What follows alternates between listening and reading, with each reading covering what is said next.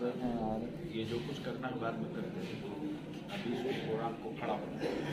हर सू जगागे इल्म जगाया करेंगे हम,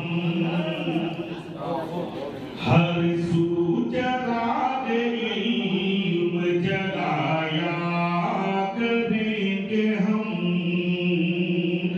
हर सू जगागे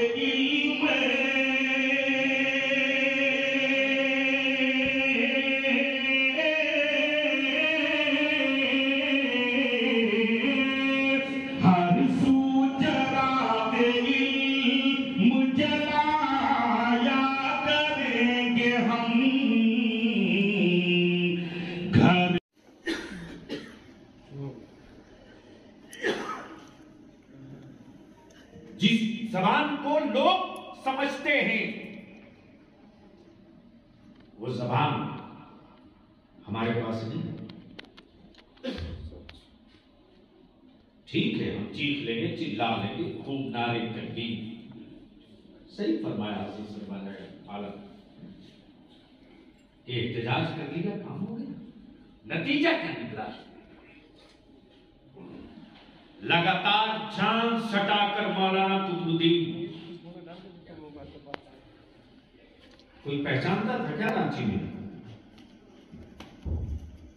वो दौर याद कीजिए जब रांची में मेरी जमात की औकात इतनी थी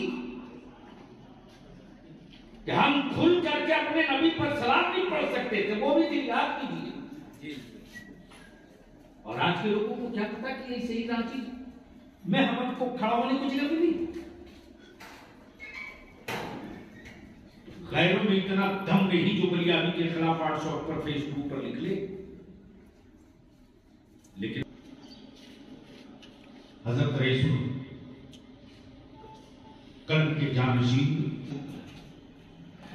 ये 10-20 दिन में जमीन नहीं लगी, ये महीना 2 महीना की जमीन नहीं। मैं ये भी जानता हूं कि इस कारवा में मिस्टर साहब ढेर सारे लोग आएंगे कि चलो इसी ने एक पहचान ही बनी, उनका भी इस्तेमाल। दिल बड़ा होता है तब घराना चलता है,